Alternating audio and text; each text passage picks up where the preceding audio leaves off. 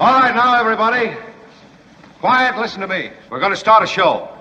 Now, some of you people have been with me before. You know it's going to be a tough grind, but we're going to have a show.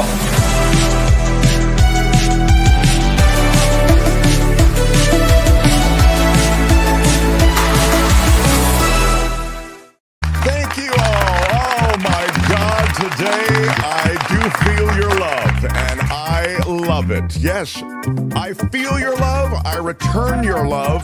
I amplify your love. I rejoice in your love, and I add my love. What? I'm saying there's a lot of love in the room. Albert is here. Albert, thank you. Kim is here. Kim, how are you? Breaking news with Matt Gaetz. We'll get to that. And I That's kind of why feel you're like in such a good mood. Okay. no, well, maybe I don't know. I kind of feel like it's that Wizard of Oz thing where Dorothy's house falls on the really wicked witch, and they're singing, "Ding dong, the witch is dead." And then there's another witch that shows up, and she's like a bigger badass than the witch that they just killed. So I'm expecting that the next AG appointee may have his own bag of tricks, and I'm sure it'll be a his. And also in the pipeline is the Department of Defense nominee, Pete Hegseth. I'll get to him in a moment, but there's a lot going on today with guests who will be through. Anthony Davis, my boyfriend from Great Britain, he's my favorite Brit.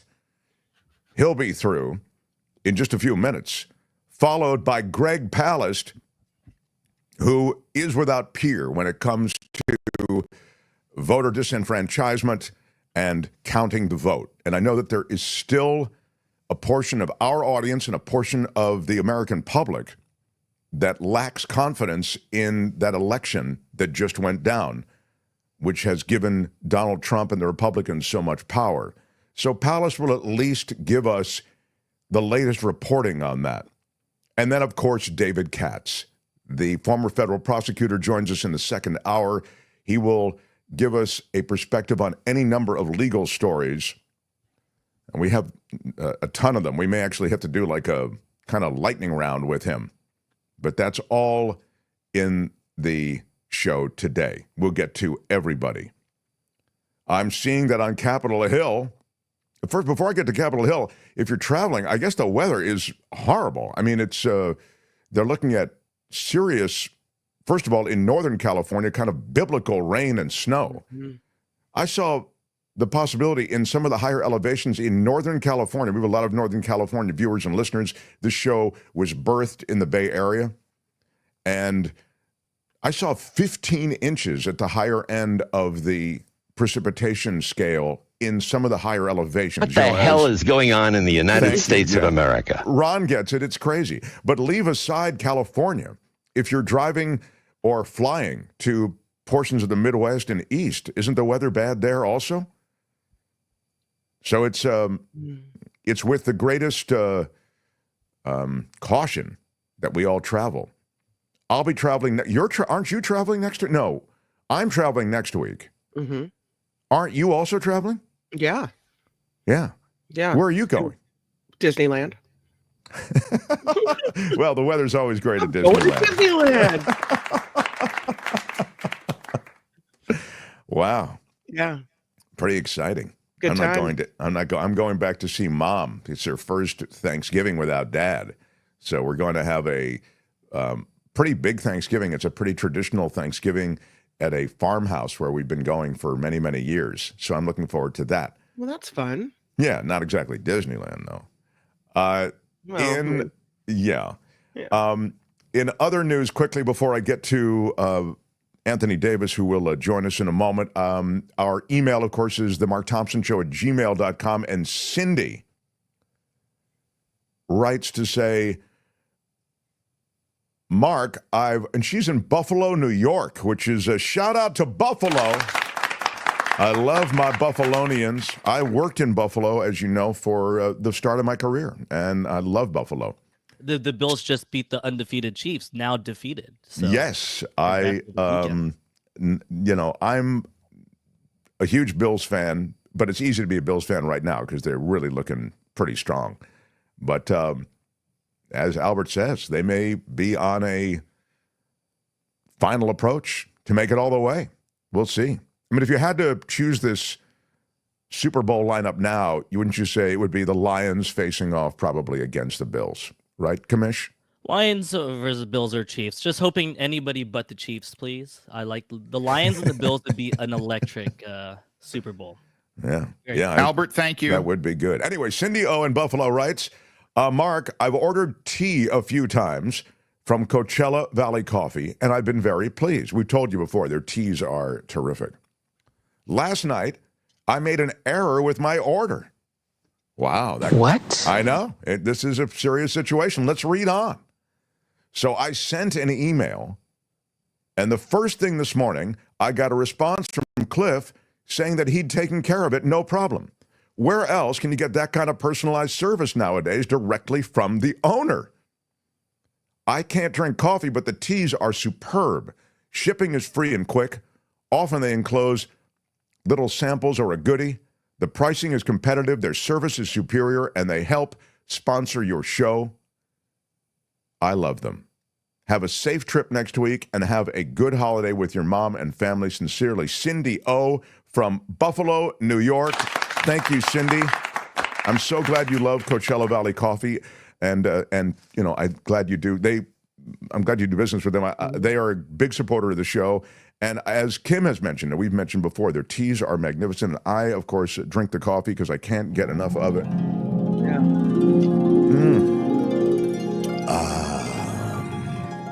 And this from Jay. Jay says, I got my Coachella Valley coffee yesterday, and oh my God, Mark, you were right. I do encourage you to try it. I mean, I just think you're going to really love it. So it's CoachellaValleyCoffee.com. Use the discount code, though, MarkT at checkout. You'll get 10% off.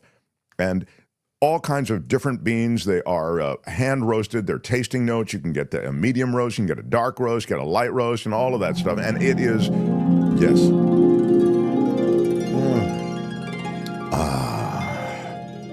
It will set your day right. This also from another viewer listener. Now, this, do you have the Yeah, it's company? from he goes by HRW. Okay. He said that he got this cool tote bag as a free gift with his first order, which was the Mark Times and Why Are You Yelling decaf Peru. Ah, that's very cool. Why are you yelling? So that's great. He's got the Why Are You Yelling decaf and the tote bag. Well, look, Cliff and everybody at Coachella Valley, we love you. And all of you who support Coachella Valley Coffee, and Coachella Valley Coffee does support this show, thank you. Again, use our discount code for 10% at 10% off at checkout, and enjoy. They have a holiday blend as well. We're going to get that. In fact, I'll probably order some of that later today. So, The Mark Thompson Show. Thank you for that. I know and note on Capitol Hill that Nancy Mace has put up a sign on the Capitol bathroom that it is for biological women only. This in response to the new trans congresswoman. The new trans congresswoman, Sarah McBride, has a pretty cool response, which is, I'm here to fight for Delawareans and to bring down costs facing families. I'm not here to fight about bathrooms. Pretty great. And as you know, the GOP, one of the calling cards of this party, sadly, is these social wedge issues. Now, you may also say, well, it's one of the calling cards of the Democrats, too, and they make such a big deal out of, all right. But, I mean, I would say that going after trans people is just, it's so low rent, man. I just think it's like, this is already a pretty tough road that these people have to travel. And I think that, you know, crapping on them is about as low as you can get politically. But that said, this is what's going on Capitol Hill. So the labeling of the bathroom as something for biological women only and putting a sign up like that, that's what Nancy Mace's deal is. And the trans congresswoman from Delaware says, hey, I'm not here to fight about bathrooms. It reminds me, though, of the scene from Hidden Figures, a movie about the 3 black women who were these phenoms doing computational math for NASA and aiding in the space program, but at a time when there was still segregation. And they made those black women go to use the bathroom where, Kim? Like 5 blocks away. Yeah. Yeah. In all kinds of weather. I mean, in the rain, in the wind, in the cold. They had to go like 5 buildings over or whatever to And use remember, the bathroom. Kevin Costner's character's like, where are they going? What are they doing? Yeah. Yeah. Why are they And going so finally, long? they explain, well, they make us go to the bathroom over. They don't let us use the bathroom here because we're black. And so he goes into the hallway, not like Nancy Mace. He doesn't put up a biological women only or blacks only sign. No, in fact, there is a whites only sign. And what does he do? He takes a baseball bat, or something. With your iron rod. He smashed it. In a big scene in the hallway, he smashed down that sign. What? And that was the beginning of the end of racism in America. And by the end of the movie, there was no more racism in America. It was great. No. I walked out of that movie knowing that racism is over because Kevin Costner knocked down that sign. It was pretty great, and I was quite taken with it. Sort of a different deal today on Capitol Hill. So, The Mark Thompson Show. you're telling me that I have Anthony Davis waiting? Is that what you're saying? Yes, he's standing by. Yeah. Yeah. All right. Well, I don't want to make him wait because he's a very... It's like making the king wait. You just It don't is. do that. Thank you, because in a sense he does have that Right. shimmer of royalty because he speaks like a royal. He comes from the land of royals. He is, as you're well aware, and there is competition, but he is my favorite Britisher. How about it for Anthony Davis, everybody? Yes. From the Midas Touch Network. Look at you, you sexy beast. I love it. I've changed my costume up today. I'm wearing a little. It's actually a sponsored product that I'm wearing from one of my other shows. God forbid I should go out and actually buy anything to wear. But it's quite cold at the moment, so I'm it's chilling. The standard issue black T-shirt is going to be bolstered. Oh yeah. You usually just go T-shirt, but today you have the jacket as well. Yeah. It's very confusing for everybody. Well, I don't want to ignore the big story, which is that, the big breaking story. Yeah. Which is that I'm going to sort of suggest one of the crown jewels of Donald Trump's transition and of his appointments has now tapped out. Matt Gaetz, the heat around Matt Gaetz, the details of him paying underage women for sex, and again, some of the receipts for certainly paying women for something. I mean, it's not noted that it was sex, although the constellation of events and a witness testimony apparently that was in that ethics committee report, it would seem, these are leaked details, et cetera, would suggest that there might be both smoke and fire there. So he goes away, but there's sort of still a murderer's row of pretty nasty picks behind him. Well, maybe we should first point out that he's kind of screwed himself because he resigned from Congress, right? And his seat now has to be filled through a special election in Florida as per the Constitution. So he can't just retake his place in the House or be appointed into the seat. So he's probably going to end up as a Fox News host by the end of the month, I should think.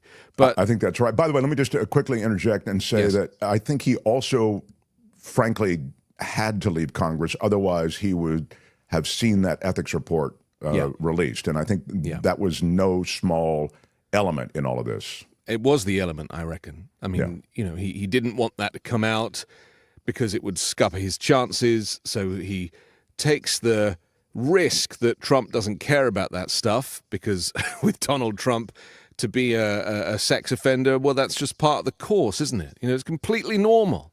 It doesn't stop you getting elected as president, doesn't stop you running for president. Apparently stops you from being attorney general, though. So, look, it's just great that he's not going to be in the in the main orbit of American politics, unless Trump gives him a lesser position, which he has every right to do, of course.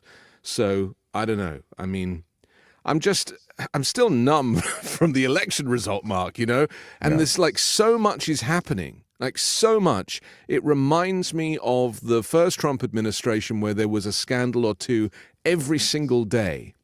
And we haven't been used to that. We need to remember that during Joe Biden's presidency, of which we've enjoyed for the last 4 years, there hasn't been a scandal. And yet here we are. Trump's not even in the White House yet. And every day, something increasingly crazy is happening. And I'm just very worried what we're going to end up with. Just because you mentioned it, the election results, which, by the way, get to be a slimmer and slimmer Trump victory every day because the popular vote now being counted, and it's really a razor-thin margin. But still, if you take the vote as legit, it looks as though it was a legit popular vote victory on the part of Trump.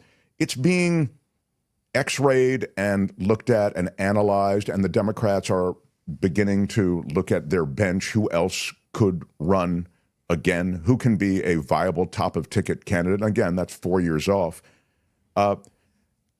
The kitchen table issues, one of the things that they really are focused on that they should have made a bigger deal of. It seemed as though I would suggest that the Republicans successfully made the border the issue, and then they created an impression, which is reinforced by the fact that things are more expensive, that inflation was out of control. And that seized the narrative successfully. So after that, I don't know that kitchen table issues, no matter how you could have packaged them, would have carried the day or cut through. Yeah, I mean, inflation was coming down from pandemic levels, which was crazy inflation all around the world. And it seems that the Democrats didn't do enough to explain that the reason inflation was high in the first place was because of the worldwide pandemic and the supply chain issues. And so, I just never heard that. And Trump didn't care for that stuff, of course. He erased the pandemic from his entire campaign offering. So all he's saying is, when I was the president, you could afford everything. And now with Joe Biden, you can't. And that very simple language is ultimately how you win votes. And he knows that. So, yeah, look, at the end of the day, the economy now is as good as it's going to be probably for the next decade.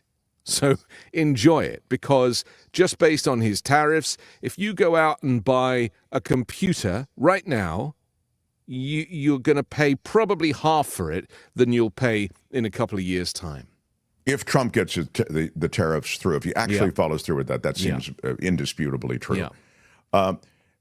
And it's odd that Harris's people are also coming around to something that I'm starting to, they're coming around to the fact that messaging in various unconventional places, like, frankly, where you are, the Midas Network, or here, or in a bigger sense, the venues of Joe Rogan, et cetera. They have to be considered as places that you need to show up. And as I've said before, if you're comfortable going on 60 Minutes, you should sure as hell be comfortable going on Joe Rogan, because 60 Minutes is a much rougher ride than Joe Rogan. I mean, I get that you'll have a couple of tough questions from Joe Rogan, but otherwise, they'll kind of see you as, wow, she was cool. She hung out with us for a couple of hours, in the case of Kamala Harris. I must, though, say, upon reflection, that they must have known on some level that she wouldn't have been comfortable in that environment. Maybe, in this case, that is a flaw in the candidate. I don't think Kamala Harris is particularly comfortable in any environment that requires, a kind of camera scenario. I think she is a brilliant potential president, but I think that she is not as good a candidate as she would be a president. And we have to remember that the two things are completely different. Trump is a great candidate and a terrible president, right? He knows how to play the cameras. He knows how to play the game. He doesn't get flummoxed despite his cognitive issues, because he just does the weave, right? Whereas Kamala Harris is a real person with real views and a living, breathing human person who is not mentally flawed. And when you put real people into fake situations like interviews or TV studios, it's much harder to operate and be yourself. And so, you know, we do it for our job, right? So for you and I to sit here and talk to each other through the lens of the camera with the microphone and the lights and everything, it's normal because it's our job.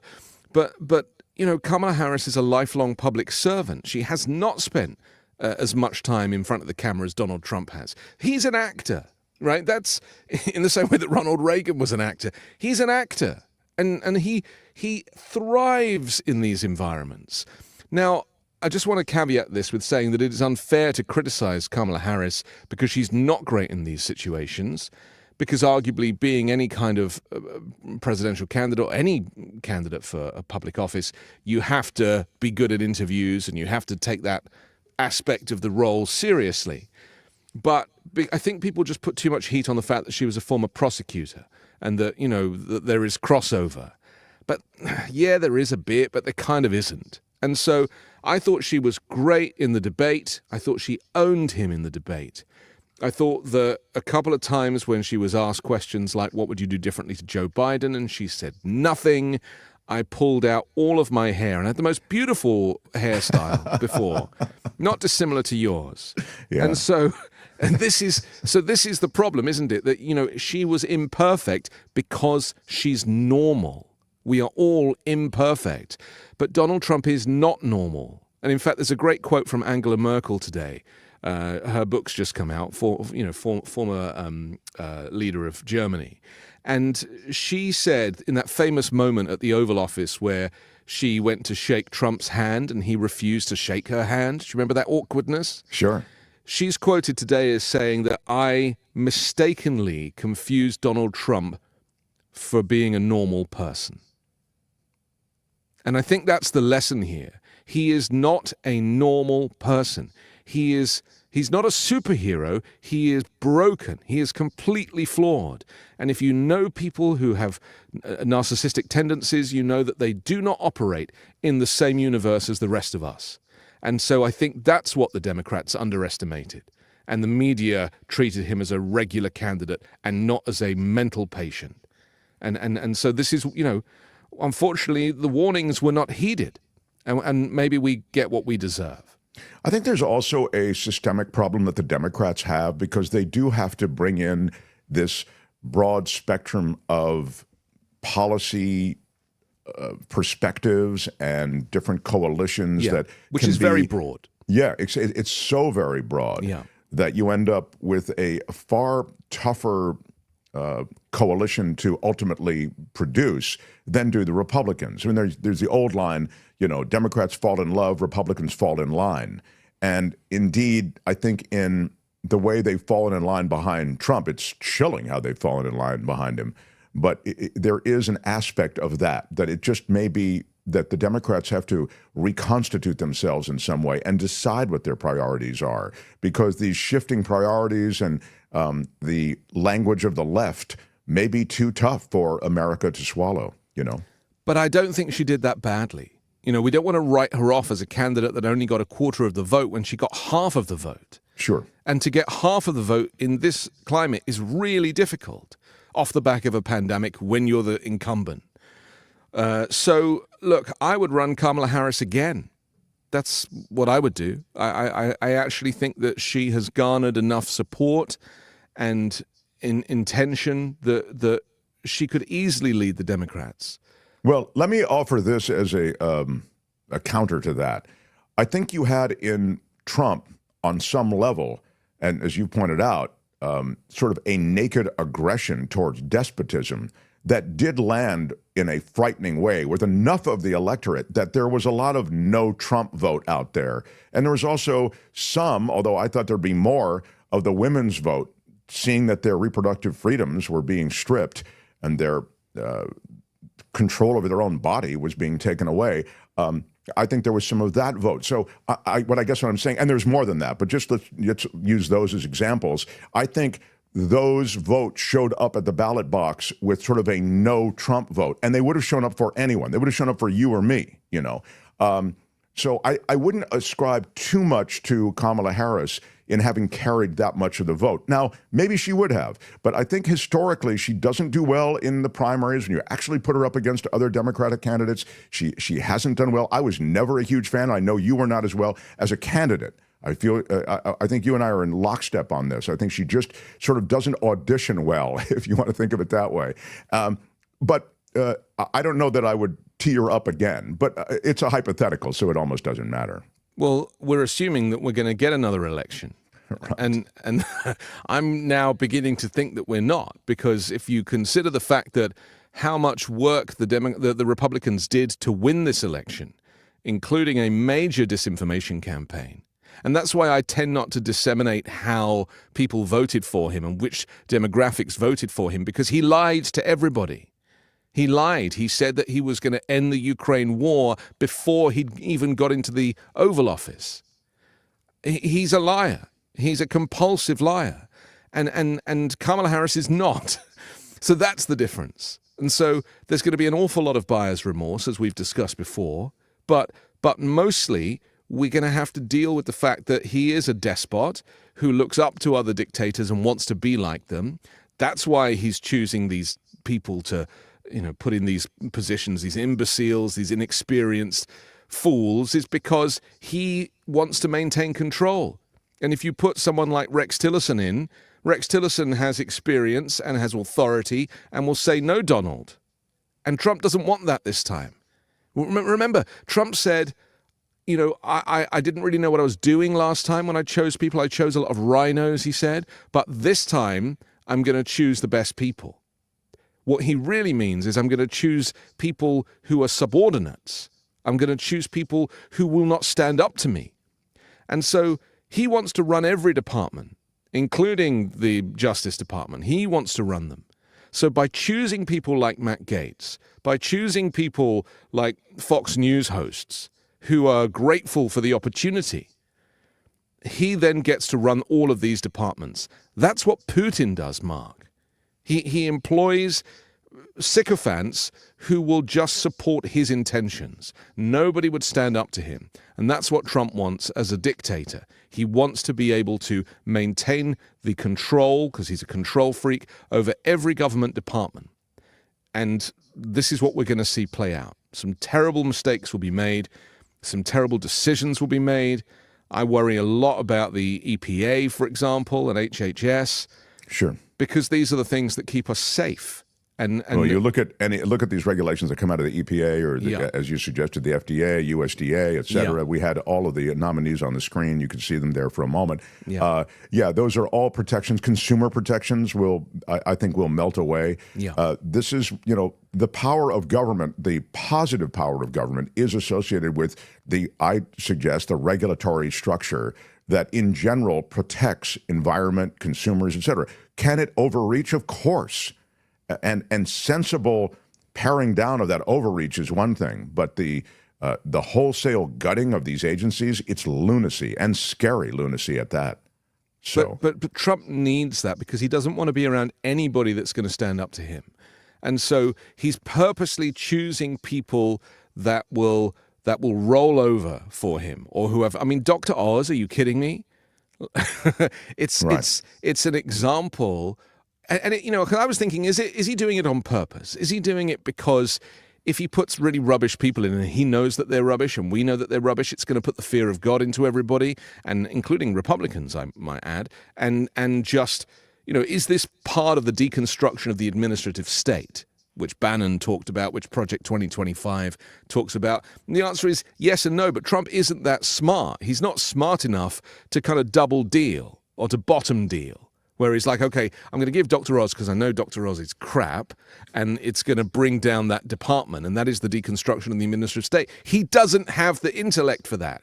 All he knows is, well, Dr. Oz won 9 Emmys, so that must mean that he's good, and I've seen him on television, and he pushes hydroxychloroquine, so that's good, and I can control him. because he's grateful for the job because he hasn't worked in months.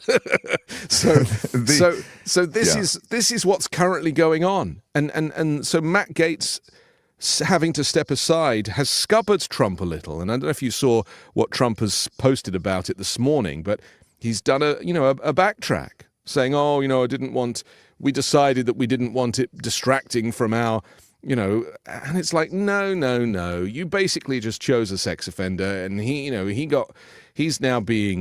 laundry is now being aired publicly, and it's been pulled out from underneath you.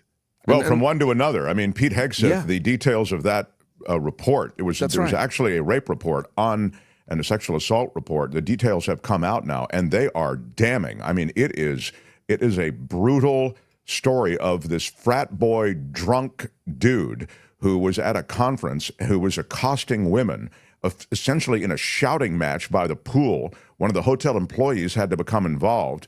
And the woman who he ultimately went back to the hotel room with, she, after the entire encounter, she went to the police and filed a rape report. This is a serious issue. And so if you read these details, and again, we're kind of late now, so I can't really get into too many more, but you really have the story of an aggressor, a sexual aggressor, who won't take no for an answer. This is the guy who, of course, and from a purely standpoint of competence, he is utterly incompetent when it comes to the task of running the Department of Defense. He can't manage a kid's birthday party, and here he is. He's going to manage an organization of almost 3 million people. I mean, it's utterly absurd. So, not to mention the troglodyte views about women shouldn't be in the military and all this other stuff that he believes. So, I see.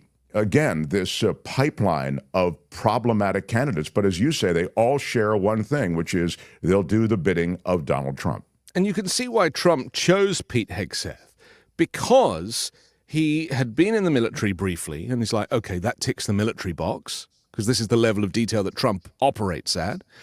And he said really nice things about me and has given me an easy ride on Fox. And he's going to do what I say. I mean, that's literally it for a department that has $1 trillion budget and employs 2.5 million people. It's remarkable. That is the level that Donald Trump operates at. And he's very easily influenced and manipulated too. And so I'm sure he's got these ideas from Putin.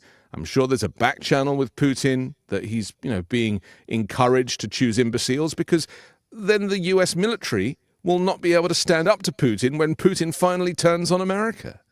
There's a long game here, and every door leads to the Kremlin.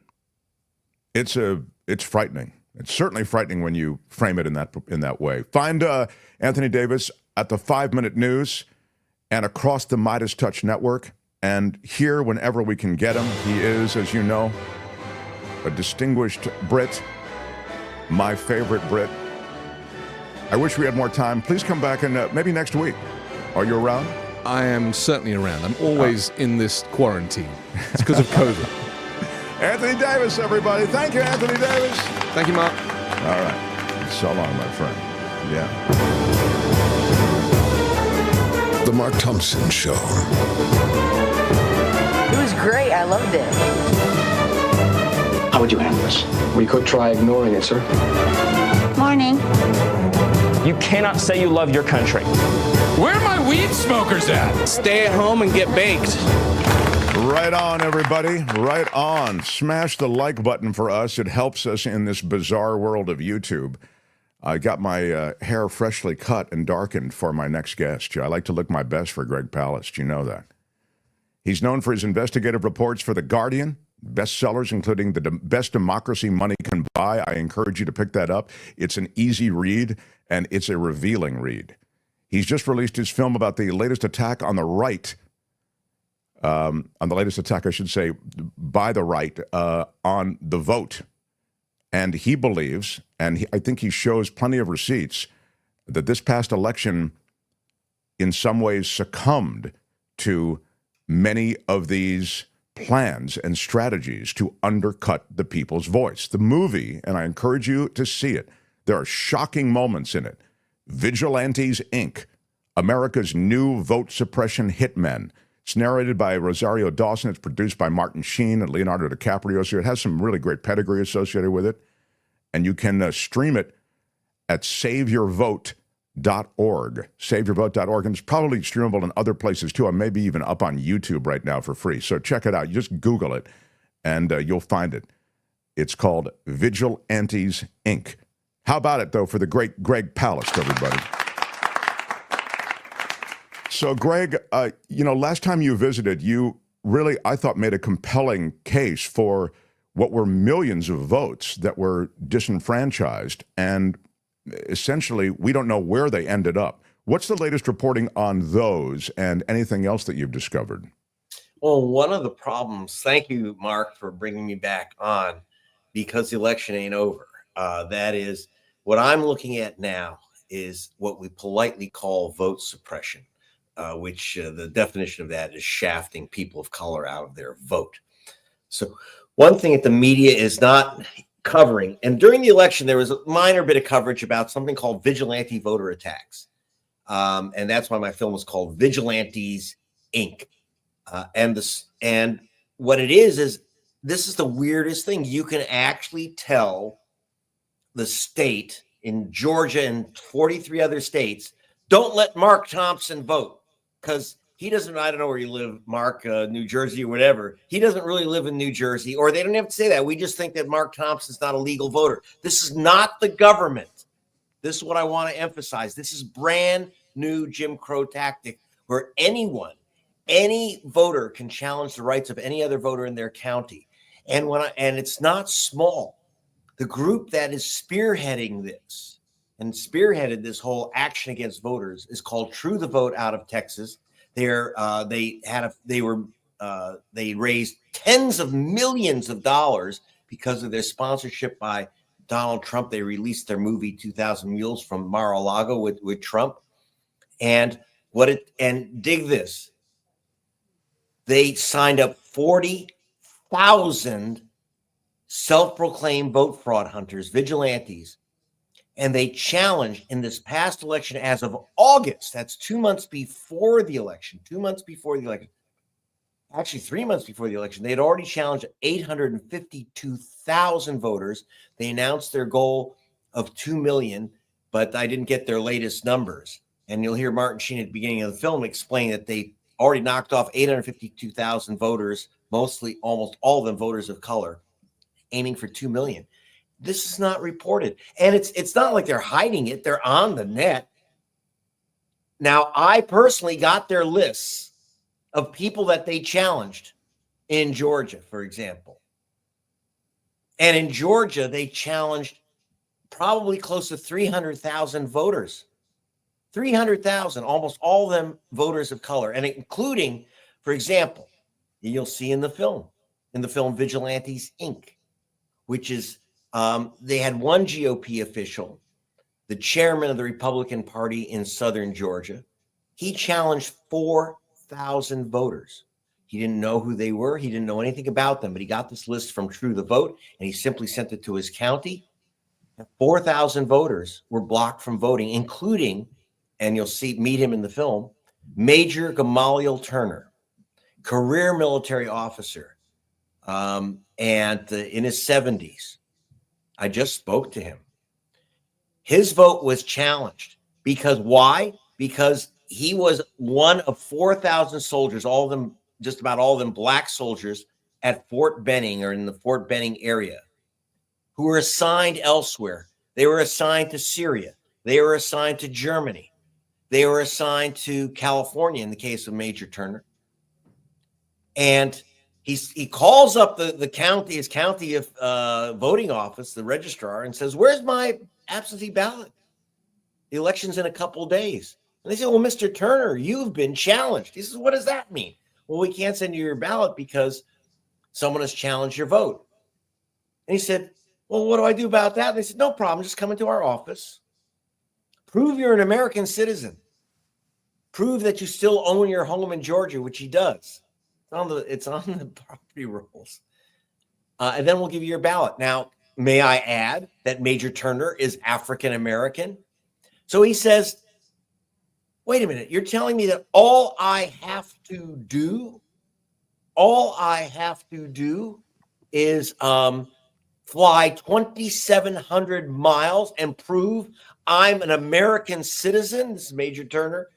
I'm an American citizen again. The reason he says again, because he remembers the Jim Crow era, and he is the son of Reverend Harold Turner, who co-founded the Southern Christian Leadership Conference with Martin Luther King. And so you know what he did? He got his lawyer, Mark Elias, to fly from Washington, D.C. to Georgia. And eventually he did fly the 5,000 miles round trip to get his vote counted by order of a federal judge who, by the way, said, well, I'll let Major Turner have his vote. But the 4,000 others, those black soldiers, they were out of luck and they didn't get their ballots. And I just got off the phone with Major Turner. He sent in an absentee ballot this last election, a couple weeks before the election. And he just got a notice. He looked it up that they didn't count his ballot because it was supposedly received 2 days after the election. He mailed it 2 weeks before the election. These are the games that they're playing. So in the here's a question about Georgia, because these are shocking numbers. I mean, the whole process by which they disenfranchise voters is insanely shocking. But just on the numbers themselves, here is a comment from Randy. He says, I read an article that says that 63,000 voters were challenged in Georgia, but only about 1% were not removed from the rolls. Is the 63,000 number accurate, or were there more? Regardless of the specific question and the 63,000 thing, I guess what we're asking through Randy on this question is, so at the end of all of that, what happens, Greg, to many of these votes to which you've referred that don't get counted because of these ridiculous challenges? Okay, so let me tell you, in 2020, this vigilante voter game was taken for a test drive in Georgia before it was rolled out to the 43 other states.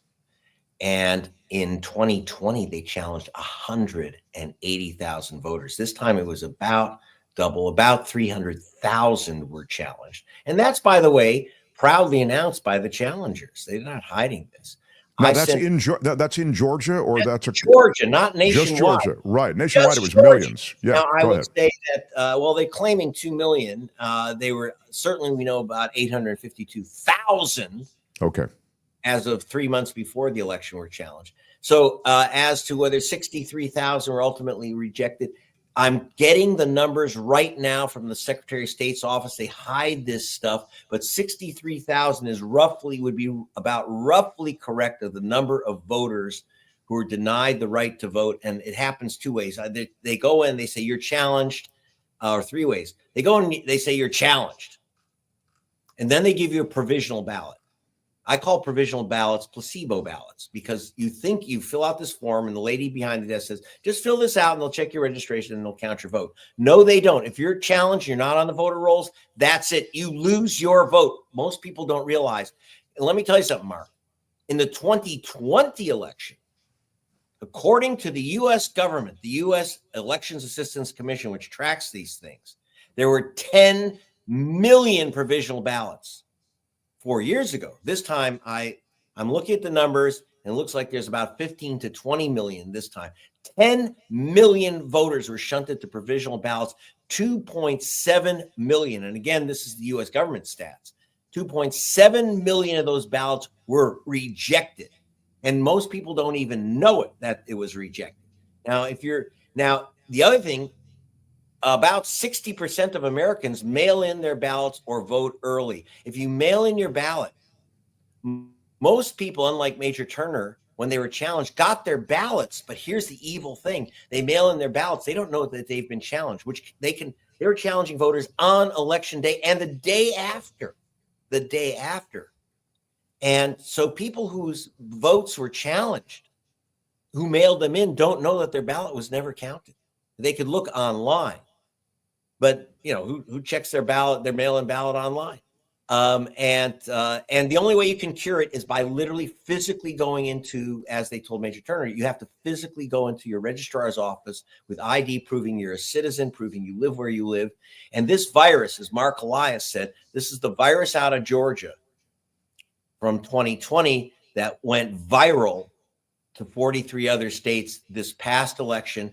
And it's not just through the vote with their 2 million challenges. We have groups like the Pigpen Project, which mounted mass challenges in Nevada. And that race was supposedly won by Trump by like 0.1%.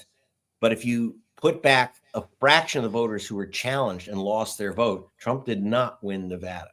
That brings us to the heart of the matter. Greg, as you see it and you look at this election, tell me what you feel the results actually were if this massive organized disenfranchisement hadn't happened. Well, okay, there's many types of disenfranchisement. The vigilante challenges. And again, you can see my film Vigilantes Inc. Look at the numbers. Meet the people who are challenged. And by the way, I'm the only journalist that actually got the challengers on camera. Yeah, there's some remarkable moments in the film when Greg actually confronts them. I confronted the challengers. You meet the challenged at Vigilantes Inc. And again, just go to gregpalast.com or save your vote, not my vote or Mark's vote, saveyourvote.org. There it is. Or Vigilantes Inc. Look that up. And it is on YouTube now. Thank you, Leonardo DiCaprio, for funding that, giving it out for free. It's still a live issue. So now the question, did it change the election? Nevada, Arizona, absolutely no question. Now I'm looking at the other numbers. Now, I used to be a professor of statistics, and I'm a journalist. I don't like to reach conclusions until I have all the facts, ma'am. Just the facts. So I know Nevada and Arizona were flipped through racial vote suppression tactics, Jim Crow stuff, and maybe Georgia. I'm looking at those numbers now. I'm looking at Michigan. I'm looking at Wisconsin. I'm looking at those swing states, but I don't want to make a final conclusion. But I can tell you that this moment, absolutely Arizona and Nevada went for Harris, except for the voters removed by vigilante vote challengers and other horrific Jim Crow trickery that is not getting reported. I'm giving you the numbers. I'm giving you the names. You know, Mark, we'll give you one other thing. Massive purges of the voter rolls. Overwhelmingly voters of color. And when I looked at this in Georgia and Wisconsin, I brought in the experts that work with Amazon on addresses. You know, Mark, you never get someone else's tidy-whities. You have a common name, Mark Thompson, but Amazon doesn't send it.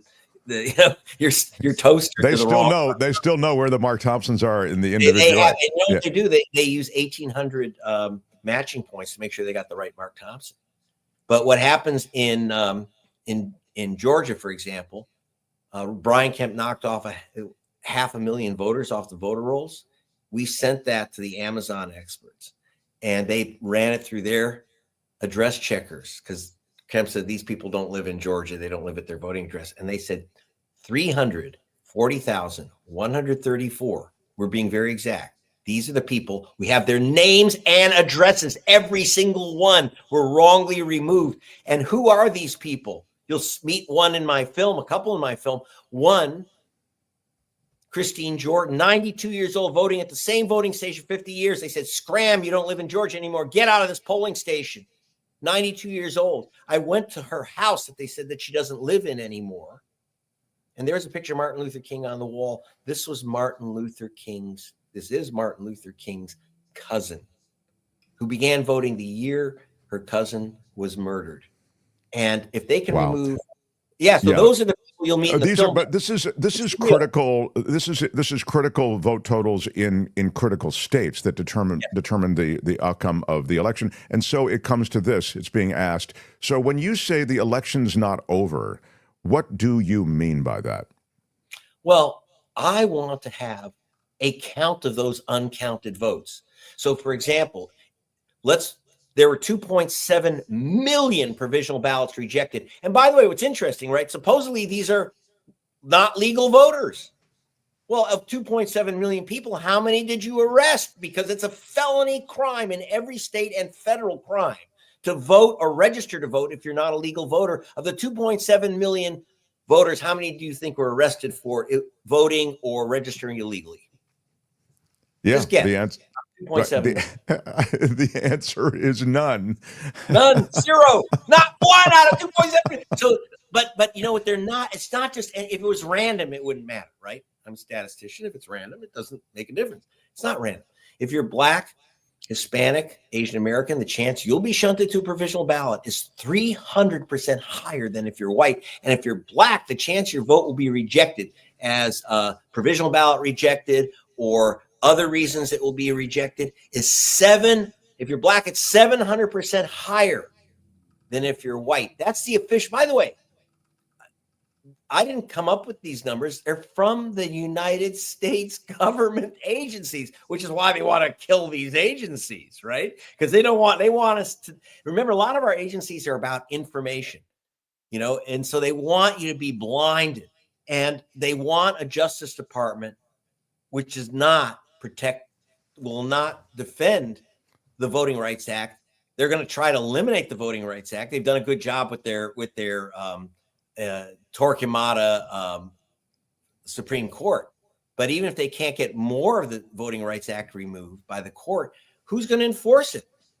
Well, this is the question we're getting. How do you avoid this? With the state of Georgia for illegally removing Black people, right? As Attorney General, good effing luck.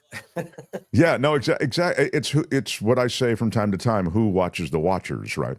The laws can be there, but if no one's enforcing them, then they essentially are not there. So what's being asked? Two things are being asked. One, could you and Elias bring a class action suit in some way to bring this at minimum to a even bigger public profile and attention, and even greater outcome could be hoped for? And also, what's the strategy going forward in the next election, 2026, the midterm?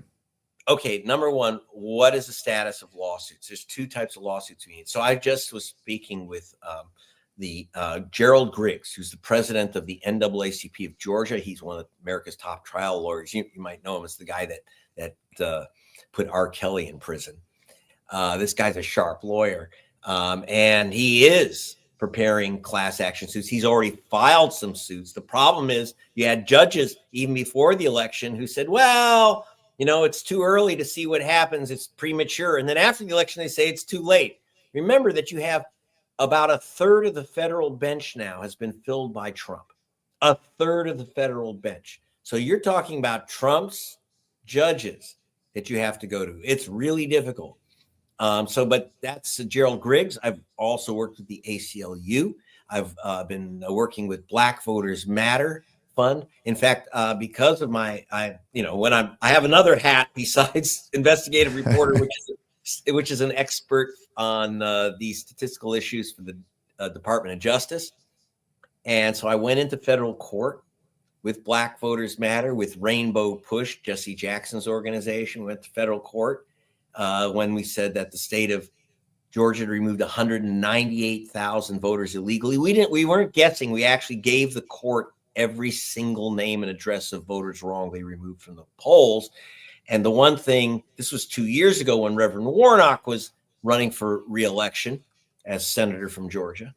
And the judge just said, well, ordered the state to work with us on putting these voters back. And the state was dragging its heels, but we were able to get about 100,000 voters back on the rolls, which was the margin for Reverend Warnock's reelection. So you can win. I don't want everyone to go into despair. You can win some of the time. They can't steal all the votes all the time, but it would be really helpful if our media, like, for example, the New York Times ran a little report on these vigilante voter challenges. They talked about dozens, not 852,000. They're talking about dozens. And they never, ever, you'll notice this with the Times, Wash Post, the Petroleum Broadcast System, all those guys. They'll talk about vote suppression tactics before an election, but never, ever, ever, ever after an election say that it had any effect on the election. So why are they even reporting it? If vote suppression doesn't affect the elections, why do you bother even report about it? Sure. So they never, because in American media, remember, I work with the Guardian, BBC Television, and that's the only way I can report out my stuff, and Rolling Stone and other kind of somewhat alternative media. I don't think. But Greg, the alternative. We got to wrap up. But the alternative media that you do provide reporting for, and the film, these things make enough noise that they do cut through, and eventually, these conversations are had in more mainstream forums. I really feel as though that's why I like this conversation, because it just adds to the rumble. And if the rumble gets loud enough, then it gets people's attention and it becomes indisputable and undeniable, Well, it's funny.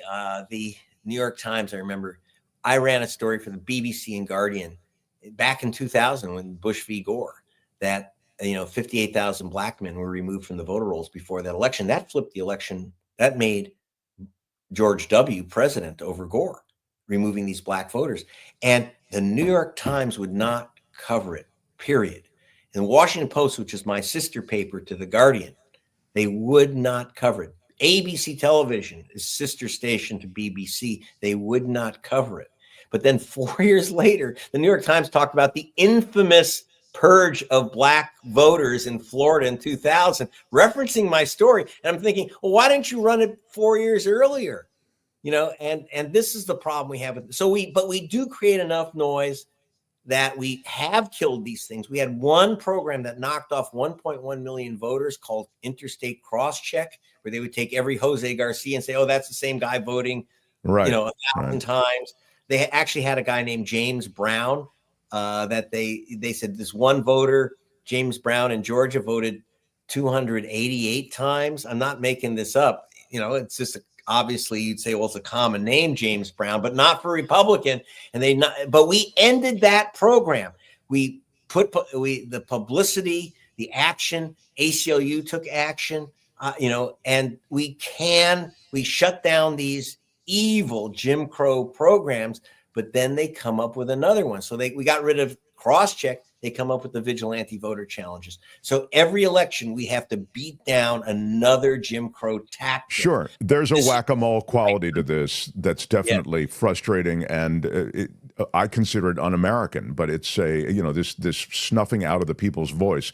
But I love that you're talking about it. And look, any new reporting, any new breakthrough, I really encourage you to let us know, and let's get you back. And everyone should see Vigilantes Inc. You can find it right here on YouTube for those of you who are watching us on YouTube. And if you're listening on podcasts, again, find it on YouTube or, again, at Greg's website. And we'll have a link to Greg's website underneath this video and in the description for this episode.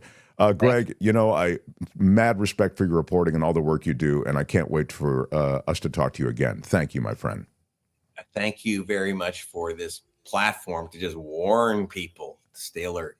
Thanks. Right on. Greg Palast, everybody. See you again.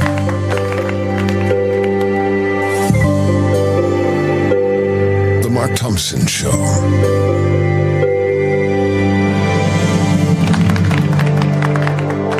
A little bit of breaking news. Jussie Smollett. Remember him? Jussie Smollett, the dude who was, can I say it, Kim, that he faked this ugly hate crime? He was originally he was viewed as a victim of this hate crime, right? This is in Chicago. I think you can He's say a black gay man. Yeah. But the cops in Chicago investigated it, and they realized, wait a minute, looks like he just put this whole thing together and staged this attack himself. So he was charged with filing a false police report, claiming that he'd been the victim of this racist, homophobic attack. Well, just breaking today, the Illinois Supreme Court overturning Jussie Smollett's conviction on the charges of filing that false police report. What? Yeah. Is this like the case that will never die? I guess. I was astounded when I saw the headline. Oh, my God. Jussie Smollett, what's he doing now? But anyway, that's the news of the moment. There's Jussie. He was a successful actor at the time. He was on that show Empire, wasn't he, Albert? That's one of your shows, I think. You're a big Empire fan. Back when it was on, it was like Albert, thank you. Kind of. It was. I think it took place kind of in the hip hop world. Anyway. He was also in Mighty Ducks when he was a child actor back in the 90s. He was also in that movie. Well, he was putting together his own narrative after that, and Apparently, the Illinois appellate court, Supreme Court in this case, overturning the conviction on charges of filing a false police report. So that's just a little breaker with everybody's favorite Jesse Smollett. Yeah. Has he done anything since, or did this whole scandal tank his career? Albert, you're Mr. Show Business. Has he done anything since the Illinois situation, since the Chicago mock-up fake attack? I can't recall. I'm surprised that he wasn't included in Dancing with the Stars, because they had that one woman on there this season. Oh, yeah. With the ankle bracelet? Yeah. Yeah. No, you're right. That would have been a good move for him. His agent should have jumped on that. Yeah. I do have, speaking of media, a pretty big story. I know all of you libs out there, you've got your arms wrapped around your MSNBC. Who's on MSNBC, Kim? It's that Lawrence O'Donnell and the Rachel Maddow, and yeah. All these former Bush administration people who are now hosts on MSNBC, they're masquerading as libs. They're not real libs. They're the new kind of lib. They're the anti-Trump lib. That guy he used to run the Republican National Committee. Michael Steele. He's got a show. Anyway, God bless them all. And happy holidays to all of them. They're now going to be working in a new part of Comcast, which is the owner of NBC and NBC Universal and all the cable companies. Comcast is taking MSNBC and all of those lovable cast of characters, along with CNBC and the USA Network, and they're cutting them loose, putting them in a separate company. They have a new publicly traded company and a new corporate structure for NBC Universal. And the new company, called SpinCo, will offer news, entertainment, and sports channels, reach about 70 million U.S. homes, and they say also will have the financial heft to acquire other channels. So this is their spin on it. It's a $7 billion spinoff, and I'd suggest something that we've talked about here for some time, because we ourselves were the victims of a changing broadcast landscape, having seen a radio station go away and the world of legacy media essentially swallow us up. So we're here on a platform on YouTube and across the podcast networks where this show is heard. We're here with new media, right? Digital media. Well, the digital media is crushing traditional media. And so I would remind you then that this $7 billion spinoff that they're doing is really dealing with the diminishing value of those cable companies, because the more we cut the cords, the less this company is worth, because it's all cable. So the cable channels are USA, Bravo, Sci-Fi, Golf Channel, E. I'm just reading the list here. And those provide the company's most reliable profits. But consumers are shifting to the on-demand platform, so the future of cable channels is pretty grim. So you end up with a few outliers, a few exceptions, like Bravo does really well. They have the Real Housewives shows. That still can make money for NBC Universal. But the NBC Universal brand is now going to stand apart from the cable. So cable stuff is going to a separate company again. Now, last thing is Universal Pictures. They're going to hang on to that. They're going to hang on to the theme parks. And the NBC Broadcast Network and TV studio, the local television stations, they'll hang on to those. NBC Sports, NBC News, the Telemundo, they'll all still be, I believe, with the legacy NBC Universal brand. But the cable offerings, they're all going to be spun off. And hanging on to Bravo is interesting, too. That shows you that Bravo is something that's still making money for the bottom line, feeds the bottom line of the parent Real company. Housewives is on Bravo, I think. Yeah, exactly. We heard the former station we worked at, KGO, the call letters are flipping to KSFO, and now it will become a conservative right-wing hate spewing station. And what the hell is going on in the United States of America? Yeah, Ron doesn't like it. Ron is not happy. No, this is the word from Ron Owens. He is not happy. Yeah. Right. This is a word from the Lord, and he's not happy. The Lord and Ron Owens are the same thing. Yeah, go ahead. Now we hear that we have this spinoff of MSNBC. Does it feel like these stations that maybe had more voices, some liberal, some middle of the road, whatnot, are being kicked to the curb in lieu of kind of a pseudo state media where we're all going to just be getting the same information from these right-wing sources? Or am I overthinking it? I think you may be thinking it appropriately in terms of what might survive, but I don't think that's the reason. The reason that these companies are going away, the reason that they're being cleaved off in this way is because they're not making money. And as I've always told you, I mean, if there were more money in leading the parade of the libs, then more outlets would lead the parade of the libs. Right-wing broadcast makes more money. Right-wingers listen to talk radio more. That's why you hear all these talk radio stations that are right-wing. And so the Mark Levins, the Hannitys of the world, the Armstrong and Gettys of the world, they make money because sadly, just more of that radio audience, the legacy AM radio, oftentimes it is, audience, is drawn to that kind of talk. Now, that's broadcast legacy media. The question then becomes, all right, well, how about the world of podcasts? And that's where you begin to see a kind of meritocracy of sorts, where it's bubbling to the surface. Who's popular? And you can find left-wingers as well as right-wingers in the podcast landscape doing their own thing. But when it comes to legacy media, and that's what we're talking about here, you know, MSNBC and these news outlets that populate the cable universe, they are legacy media. You can tell how legacy media they are because they're getting thrown into the legacy trash heap. They don't bring in viewers.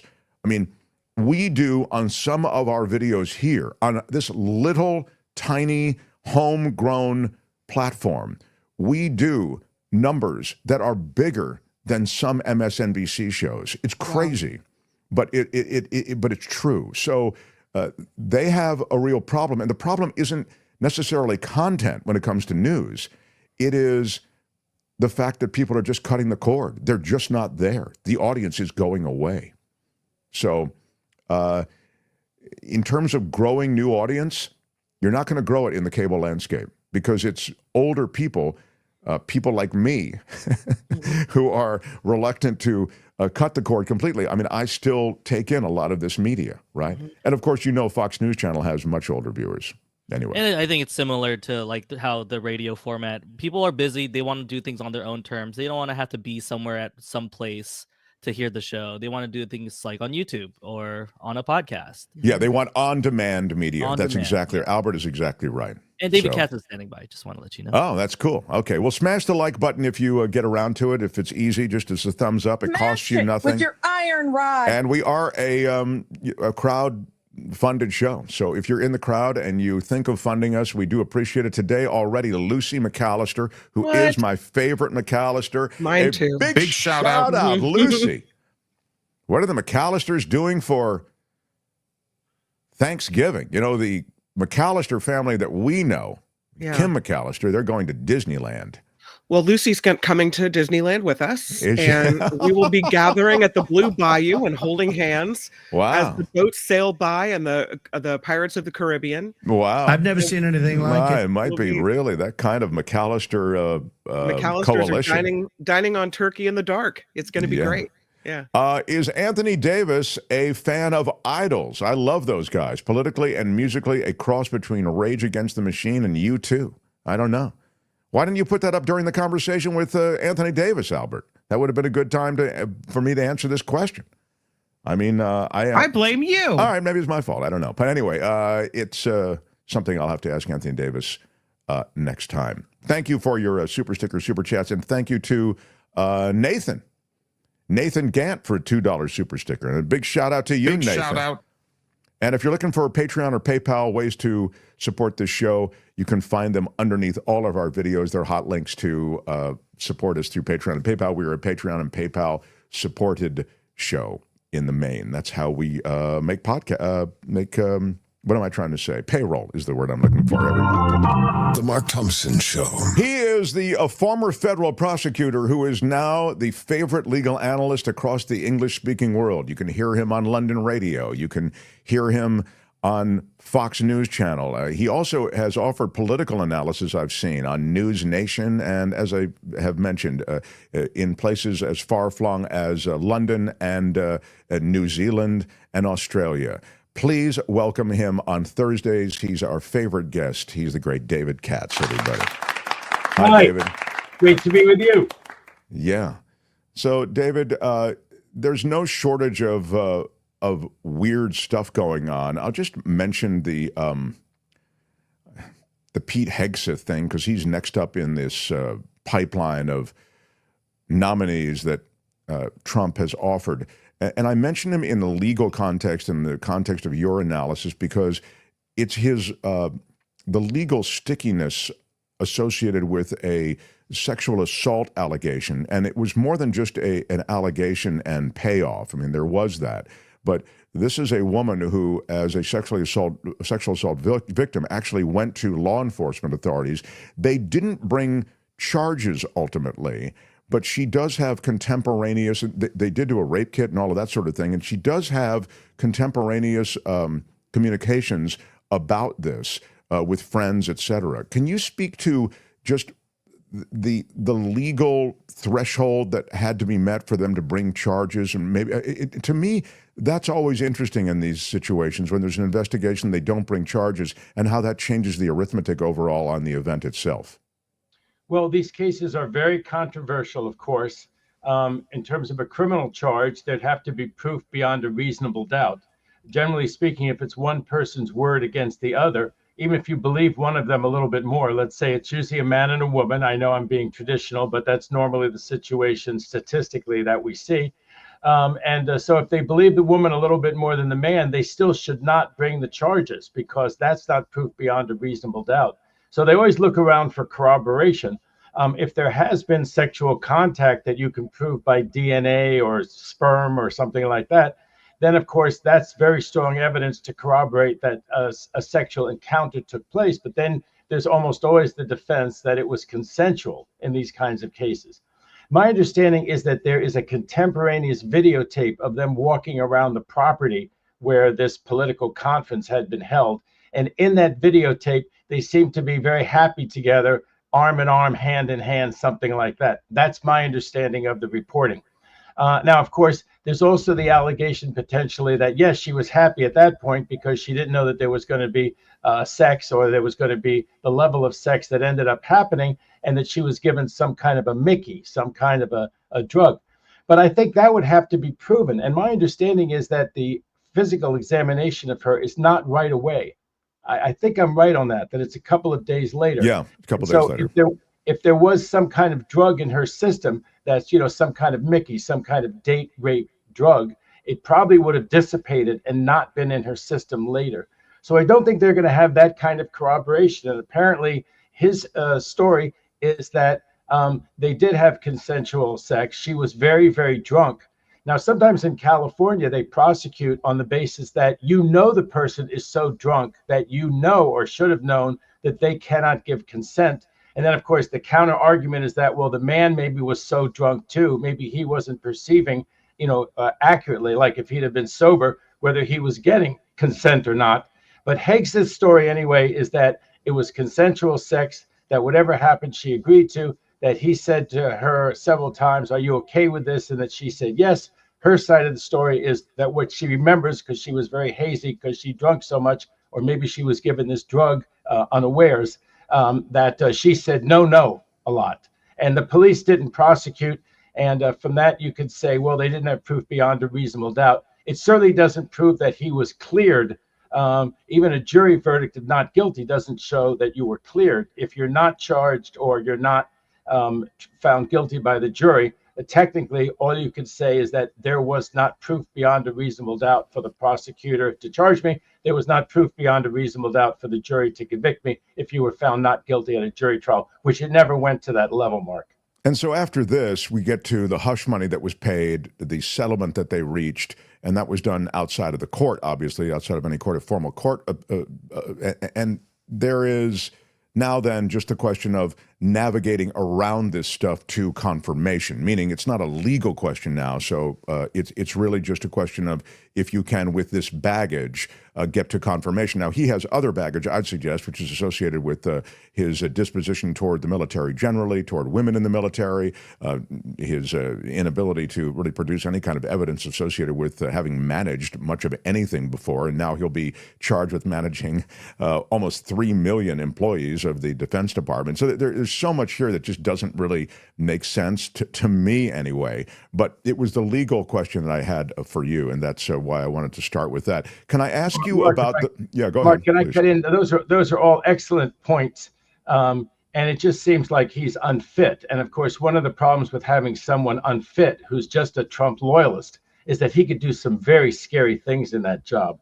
Your other guest on Tuesday, David K. Johnston, always reminds people that if he starts to monkey around, Trump does, with the military structure, that's when to really get scared for our democracy and for his authoritarian tendencies. And of course, the Department of Defense chief, right, the head of the Department of Defense, could concoct something against the head of the Joint Chiefs of Staff. This Hegseth has shown a disposition to do that. You start getting rid of the head of the Joint Chiefs of Staff, or you bring somebody like Mark Milley back in. He's no longer the head of the Joint Chiefs of Staff. There's a new one that they say is too woke, whatever that means to Hegseth and Trump. But this one, Milley, he was a true patriot. You remember he made sure that Trump obeyed the law. He made sure he didn't fire at protesters, that he didn't just shoot him in the leg. Milley is one of the great heroes of the recent period. And the idea that he would be brought back into the service and then court-martialed, that wouldn't even give him a jury trial. Now, the good fortune, I think, is that he would have a military officer trial, and the military officers, I don't believe, would convict him on some trumped-up, and I use that advisedly, some trumped-up charges against him. But it's all scary. These people have careers. They're very competent people. They've dedicated their life to the defense of the United States. You know, it's so funny because it used to be that people who are on the left worried about the military-industrial complex and how much money we spent on that. And I still worry about how much money they spend on that, although I sure want them to spend some money in Ukraine, a lot of money in Ukraine, defending against a Russian and Putin aggression over there. But yeah, I find a lot to like about these top military figures because they are trained in our Constitution, and they have shown a real disposition, a real understanding that it doesn't matter if the country's left or right. It doesn't matter if it's a Democrat or Republican. It doesn't matter if it's Trump. They have to obey the Constitution and stand up for the entire people of the United States. So I'm very worried about who the head of the Department of Defense is. And if I can just say one more thing about paying somebody in this situation of Hegseth, I think there should be many reasons to oppose him. I hope he doesn't get confirmed. But I just don't think that the fact that he paid somebody is a major factor. And people wince at this. I'm a criminal defense attorney. But if you're in enough trouble, it is worth it to make it go away. We're all human beings. We're not just cartoon figures that if something is wrong, we'll never, ever abide it, and we'll take our innocence to the ends of the earth. That is not the real world that we live in. If I don't know what the amount was that was paid, but you could certainly see why in that situation, even if he was wrongly accused, if everything in him said this didn't happen, even if he had that videotape, at the end of the day, how much money is it? I want to go on with my life. And that is the reality of human beings. And anyone who says otherwise, I don't think that they would be a very effective lawyer, because you have to make decisions like that and advise clients. And it's not always total right or total wrong. Sometimes there's a right time to settle. You know, it's funny. I'll just tell the story quickly. I used a photo in a podcast episode, and I was contacted by an attorney in Orange County, California, who said that photo belongs to my client, and we want you to pay us now for the use of the photo.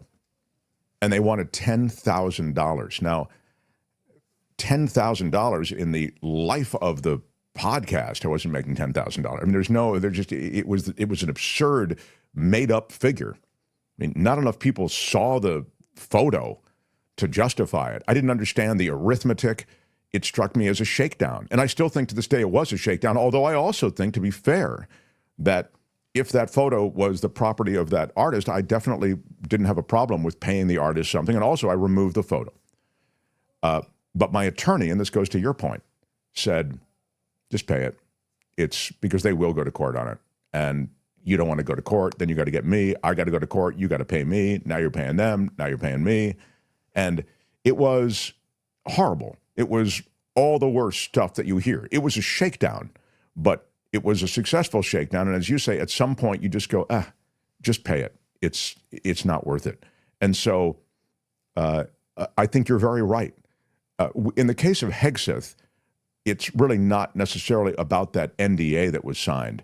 I think it's all about his competence or lack of competence. And now I just segue to this because I'm seeing it in the chat, that he was forced out of the military because of his tattoos. That's not true. He was forced out of a detail related to the Biden inauguration because of his tattoos, all right? So that then led to his decision to leave the military and join Fox News, and then he became a weekend anchor on that Fox and Friends weekend show. That's what happened with his crusade-related tattoos. Now, it's also true that those are tattoos used by white supremacist groups, the Proud Boys, the Three Percenters, et cetera. So, but again, these are things that can be interpreted a couple of different ways, David, right? I mean, so so. Part of what Trump does is the in your face. I mean, these are not serious nominations. You look at the people who've been Secretary of Defense. You look during the Vietnam War. Wasn't McNamara the Secretary of Defense? Sure. Yeah. One of the most distinguished people in America at the time that he got that job. You look at the other Secretaries of Defense, the ones that Trump had, the ones that Obama had. These were the most distinguished people. These were legendary military figures who could really not only command respect among the military, which of course it's a thing of respect. If you're a 4-star general and you've won the Purple Heart yourself, you have a level of you have a following, and that's a great thing. That's a great thing to have. He won't have any of that. And on top of that, he just doesn't have the organizational ability. It's 3 million people in the military. It's a huge organizational thing. That's why someone like McNamara did it. That's why these 4-star generals who've commanded a lot of people under them have done it, because there's an awful lot of moving parts. There's an enormous budget. I mean, it seems obvious. You would never think of someone like him. I mean, it's great that he was a commentator, Mark, and he had an opinion. Having an opinion doesn't make you capable. Especially in my opinion, kind of wacky opinions. This guy was woke. Women shouldn't serve in the military. I mean, people should look at the opinions that this guy voiced on Fox News on the weekend show that he had. But he just does not seem at all. And you wonder, these Republican senators are going to vote for him. And, Gaetz just pulled out. They're going to try to get Tulsi Gabbard in there. They're going to try to get RFK Jr. in there. And, the people who are despondent about the election and all that kind of stuff, I know you say that I'm your optimist, but I think that we should be very optimistic about it. I think the country will survive. I think that the reaction to this band of clowns and worse, malefactors, the whole bunch of them, what they're going to try to do to the country. First, I think the country will resist it. I think the judges will stand up. I think the system will stand up. I think the Republican senators won't, confirm some of these daffy people. And I think that the price that the Republicans are going to pay in 2 years, that is an election. The Senate's going to go Democratic. The House is going to go wildly Democratic 2 years from now. And then there'll be a calling to account. It's not like, it's all going to be forgiven and forgotten. People say, what's the accountability? Every crime will be looked into. It'll be reported. Both sides of it will be reported. The media, the legacy media, is not going anywhere. You're not going anywhere. The podcasts aren't going anywhere. The court of public opinion isn't going anywhere. And so when they overplay their hand, they separate, mothers from their children again. They try to build these huge detention camps along the border in Texas, which are awful. They'll be characterized as American concentration camps. People aren't going to forget the things that they're going to do. If they selectively prosecute people at the Department of Justice, they'll howl. Their lawyers will howl. They'll bring motions in the court. There won't be midnight raids. This is America. They'll have to try to get somebody actually indicted by a grand jury, and eventually it'll all come out in court, and it'll all come out in the inquiry. So Stay tuned. Trump is someone who's appointed some judges who are very much to the same way of thinking that he offers. And so his Trump-appointed judges do a lot of things that are consistent with sort of a Trumpian perspective. And perhaps one of the most alarming is that pledge Trump has made of sorts, that he will pardon many of the people charged in connection with the attack on the Capitol on January 6th.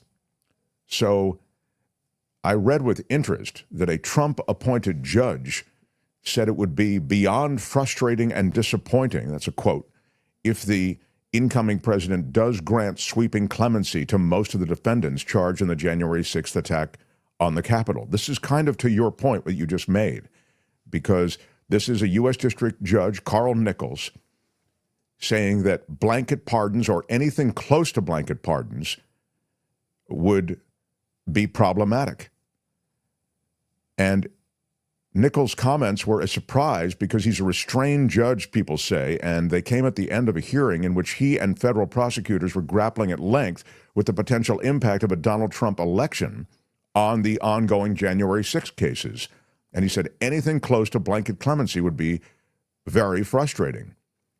I'm wondering, as we get closer to Trump ascending to the presidency, if you think, and maybe you look at this judge and other legal opinions that might be respected, if they'll factor into it, and if they do, might they change Donald Trump's disposition toward those blanket pardons, or how you handicap that situation legally? Well, the Judge Nichols' trial in Washington, D.C. is interesting, and if I can just dwell on it for a second and then give you my opinion.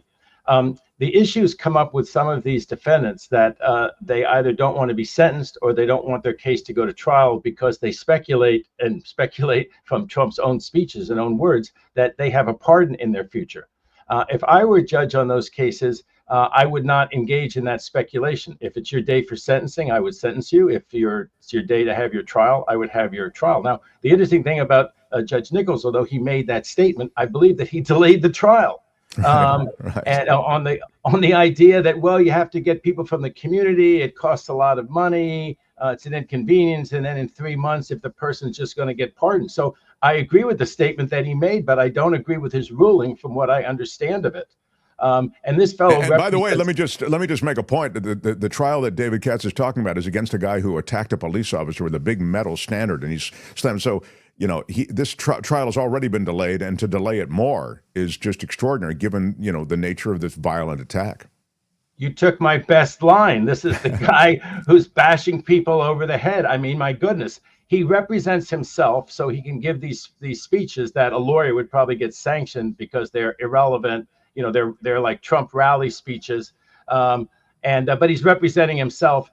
So what I think is going to happen, I just think that, like, you take this case right now, real people, police officers were beat over the head. Okay, that is so awful. There are like people around this country who are for law enforcement and voted for Trump. God only knows why, because the price of eggs went up, I guess. And they think Trump is somehow going to bring it down, or they think somehow his tariffs are going to bring prices down when they're going to bring prices up. By the way, everyone should write down the prices of things like gas and groceries as Biden leaves office and compare them in a year or year and a half when they're deciding whether to vote Democratic or Republican, and figure out that this man who promised that he would bring all of our prices down and make things affordable and make rent cheaper. Let's take a look when we compare prices about a month from now with about a year and a month from now when Trump is in office. But anyway, on these pardons, I think that they'll be so politically unpopular because the people who are hit in the head will appear on television all over the country, and they'll appear on social media, and they'll say, my God, you're about to pardon the guy who hit me over the head. And that's why I think, given that his trial has been much delayed, they should get on with his trial, and then there'll be the evidence from the trial, and then people can point to that, because if there's never been a trial, there'll be an attempt by Trump to mischaracterize what the evidence really was and make the person look like they were going to a love-in when they were going to a let's beat the police and beat the police. And what do the police and what do other voters think about the fact that he pardoned a guy who was beaten, who maybe has brain damage, whose life maybe isn't the same as it was before he was beaten by this person that Trump's about to pardon. So I don't think he's going to pardon a lot of them, but he's made a pledge that he's going to pardon many of them. So I think he'll take the more innocuous ones. You know, that's politics in the real world. He'll give all these speeches how many he's going to pardon to certain groups that want to see pardons. And then, in fact, he'll probably pardon the more innocuous ones, or the ones who have the ones who are in the choir. Remember, he had them all singing in jail, and he put out a disc of that. He's calling them, he calls them hostages or freedom fighters or something. I don't know. I mean, it's really kind of crazy. He'll pardon the ones who sang on his record. He probably made money off the record. What's happening on the Trump cases? And then I'll save by the way, just to let everybody know, I'll save David's comments about Matt Gaetz and him tapping out till the very end. But I do want to ask you what's happening to the Trump court cases that we have watched, particularly the one in Georgia. I mean, it appears that they're all evaporating in one way or another. Can you speak to them? I'm not sure how much the one in Georgia can evaporate. Right now, it's in the appellate courts for them to decide whether Fani Willis can stay on the case or whether she has a conflict of interest. The appointed special prosecutor, he was deemed to have a conflict of interest, but as long as he got out, then Fani Willis, the elected prosecutor who was just reelected in a landslide, she stayed on the case. So they're going to decide that. If they take her off the case, then someone from her office will pick up the case. If they leave her on the case, then she'll go ahead. But there's people besides Trump. I don't know, as it rolls along, what the argument's going to be, why they can't prosecute all the people in that case who are not named Trump. They'll have to put on their defenses, try to prove, whatever their particular defenses are, Mark, in that prosecution. I don't see how the whole prosecution gets thrown out. As to Trump, I think everyone seems to agree that they just cannot prosecute, even in state court, a sitting president. It's too inconvenient. Any judge, any appellate court will bar it if the prosecutor tries to actually pursue it. You know, we're having a nuclear crisis. We're having this disaster, that disaster, and the president is supposed to be down there, in court or send his lawyers. I mean, the reality is people who say, oh my God, Trump, what a comeback. How could this man possibly endure what he's endured? And yet he made this comeback. First of all, he used those trial settings, right? Those cases for propaganda. And on top of that, he gave it to very well-paid, expensive lawyers, and they dealt with the stuff that happened in court. Moving on to New York, that one's been very controversial, of course, because in that one, the jury unanimously found him guilty of whatever it is, the 34 felonies. A lot of people think that case shouldn't have been brought, that it was a bad precedent, that it was kind of a nickel and dime. It was the least of the four. Why are they going on the least of the four? That's the way it ended up, with the other ones being continued for so long by Trump's lawyers, right? And so now here we are. So I think the most likely thing is that the judge goes ahead with the sentencing. I just really think that that's the likely thing. But I think he's going to fine him. I don't think he's going to give him probation. He's going to say the conviction's good. Here's the fine. I'm not giving you any imprisonment. I'm not giving you any probation, electronic monitor, or home detention. But I'm giving you the biggest fine I can under the law, and the conviction's valid. And then Trump will appeal that, and we'll see what the result is. And if there's some argument that he can't appeal it while he's, I don't see why he can't appeal it while he's president. And if he appeals it while he's president, of course, the government can respond to it. Remember, this is the state government. He doesn't control who's in the attorney general's office in New York State, the state attorney general that would defend the conviction.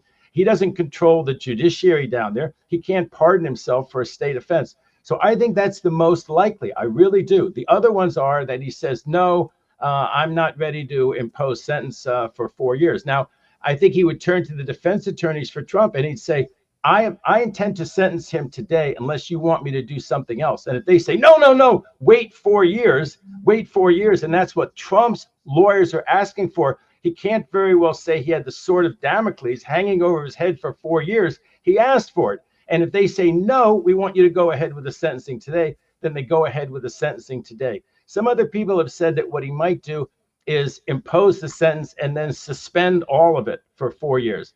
But again, I think the fine is the more elegant solution. The judge affirms that the conviction was all fine, that there was no error, that there was no presidential immunity. If there was anything that shouldn't have come in under the later U.S. Supreme Court presidential immunity ruling, if there was any such thing, it was a harmless error because there was such overwhelming other evidence against Trump. He would have been found guilty anyway.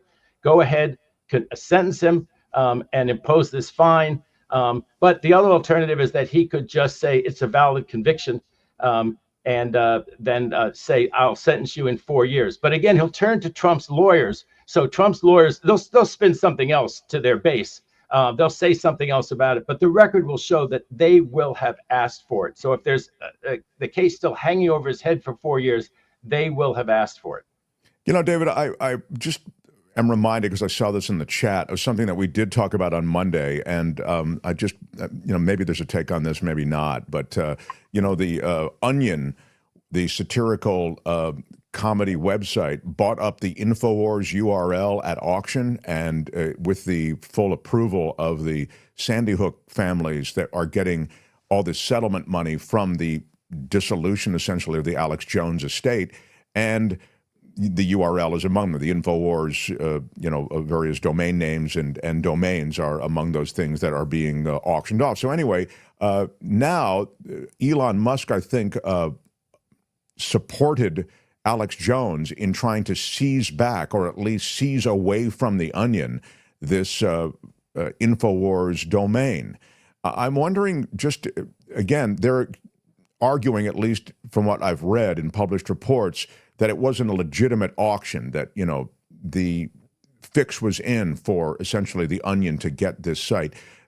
Can this, I guess it can be, litigated and held up in a Texas court, which seems sympathetic to Elon Musk?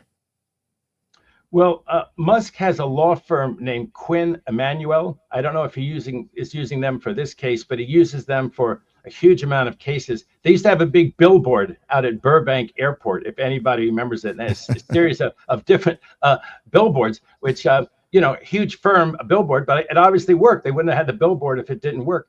And now they have Musk as a huge client.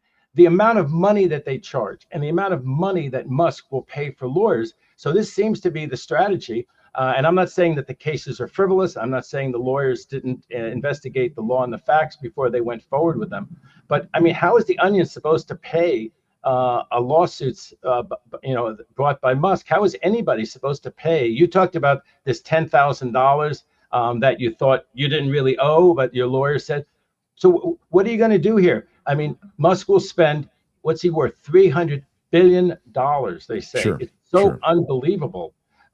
It's such a phenomenal amount of money. And so once he decides, okay, I'm screwing you, the Onion, I'm bringing a lawsuit against you. Not saying it's a frivolous case, not saying it's one that hasn't been researched, but he chooses you, or he chooses somebody else. And there's really, I mean, if it's found to be a frivolous lawsuit, if it's vexatious, the judge is supposed to give you relief.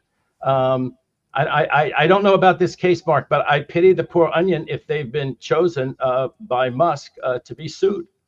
Right, exactly. I mean, it's again, the deep pockets can ultimately derail this. So, in a criminal case, they'll give you a public defender, and some of the public defenders are very good. But in a civil case, there's some ways, if you're fighting with your landlord, there's some states that will give you a free civil lawyer. But generally speaking, if the Musks of this world go after you and you're the Onion, whoa. Yeah, whoa. Exactly. I mean, you can only fight so hard against that kind of deep-pocketed legal team. So let's finish up with the Matt Gaetz thing. I mean, he was on track to have a contentious sort of landing at the Justice Department. Now he's tapped out. It was just too much heat. I wonder if you can give me some thoughts on that, and generally speaking, what will happen at Justice? Well, it's so wonderful that he did not become the Attorney General. And I said before that a lot of Trump's picks, they're not serious. They're really in your face. They're really, watch this. And the first time he had guardrails, and this is to show, watch this. You see the person that he just sent to NATO or would send to NATO? I was actually on a show with him. The right-left thing. He's one of the people I debated, Matt Whitaker, quite a bit.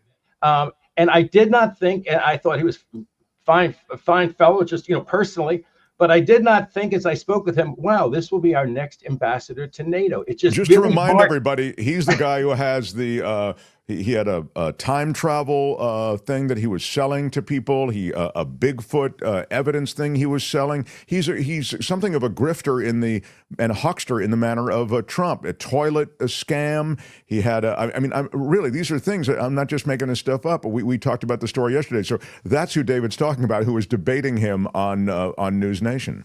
And these poor countries like Finland or the ones that really need NATO, the European countries, they send their ex-presidents, their finest trained diplomat who speaks 4 languages and spent their life studying this, to be their representative to NATO.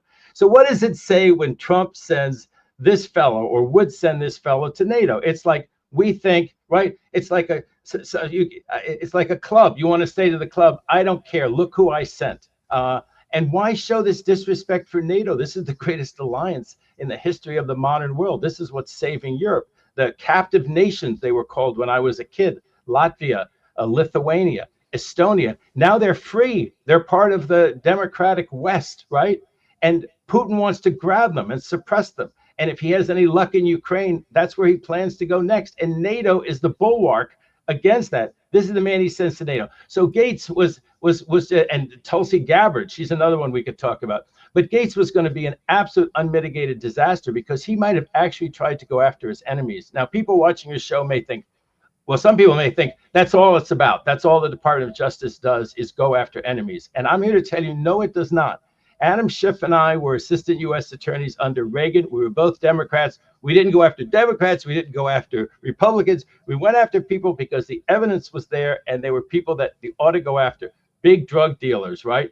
They had cartels even back then. Huge fraudsters was mainly the people that I went after. And it's just not about politics at all. But the fear was that Gaetz, Mark, would make it about politics. He really would not have a to-do list, as Kamala Harris said. He'd have an enemies list. Now, other people may think, well, there must be protections in the system, so that can't happen.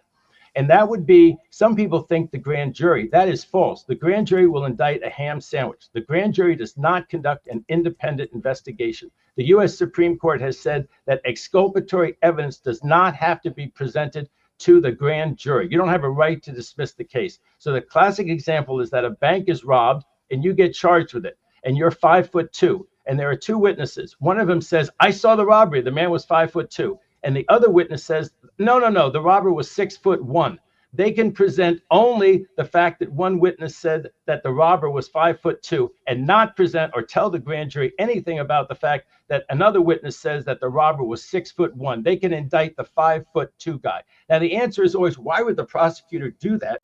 Because the defense will learn about the fact that that witness said that, and it won't end up in a conviction.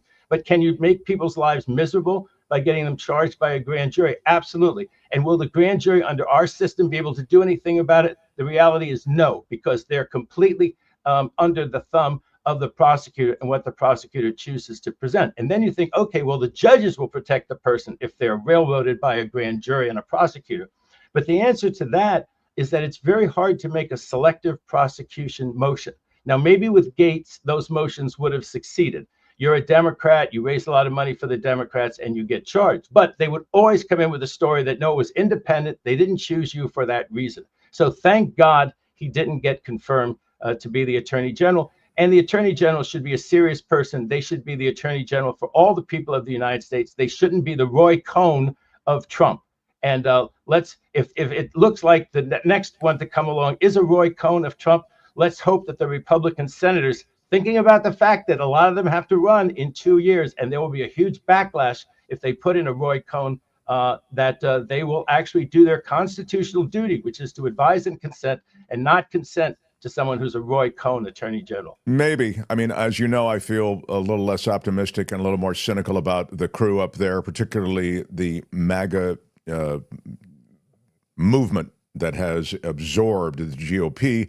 And I think you can only push back on presidents who have nominations so much. You know, David Katz, I think at some point you have to kind of let presidents have the crew that they want. So I hope you're right, and I hope that, you know, cooler heads prevail. But I think on some level, Trump is going to become angrier and angrier and more insistent that he gets the people that he wants. But I love your take, which is that, in a sense, Trump is making noise. He's sort of trolling Washington and government and saying, hey, you guys think I can't do this? Let me show you. This is my crew, and you will confirm them because I want them. And I believe he will get the lion's share of them through. By the way, that NATO guy who you... Matthew Whitaker, who you used to debate, he was fined $26 million for these scams and this scam company. And you think, well, that's got to be disqualifying. I mean, right there on the, well, the president of the United States, the president-elect, Donald Trump, he was fined $25 million for the Trump University scam. So, you know, they can, you know. Trump's only mad that he beat him. He's only mad that his 26 is higher than 25. But, you know, let me just say one thing that, and I know we've been on for a while, but you know, one of the things that Trump tries to do is to intimidate, to get things to happen without taking legal action. And so everybody, and I'm sure everybody out there is thinking this way, okay? You believe what you believe. You stand up for what you stand up for. This country's going to be fine if everybody helps to make sure that it's fine, right, Mark? And so he thinks that people are going to self-deport. No, people who have a life here are not going to self-deport. And thank goodness, because our prices would go up enormously if these people who are contributing to the economy self-deported. He thinks that people are going to hold back their opinions because, I don't know, maybe this will be a country, maybe this really will be like Putin. Maybe there'll be midnight raids here. Maybe people will start falling off of fifth-floor balconies all over the place in America. No, they won't. No cop is going to push somebody off a fifth-floor balcony like apparently the KGB does over there in Russia. Ain't happening. So stick to your opinions, right? Do what you do. And, you know, he tries to get a lot of things to happen just by intimidating people. And I thought one good sign was that John Thune became the majority leader. I've known some people who've known him. He's a serious person. He's a patriot. He's not there to allow recess appointments. You know, if they go into recess for, I think it's 10 days, then he gets to appoint somebody for 2 years.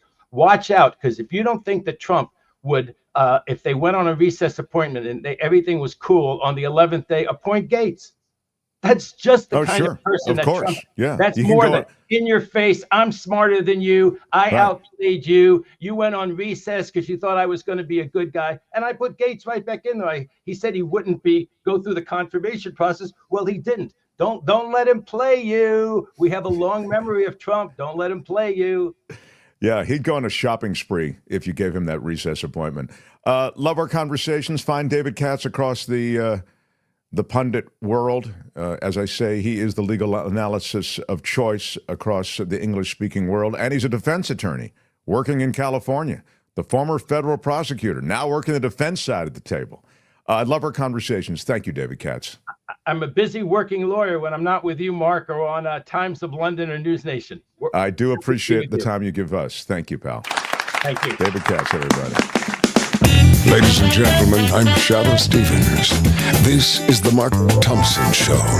Give it to yourself. Yeah, right on. We are rounding third and headed home, trying to address the various issues of the show, trying to figure out where we are.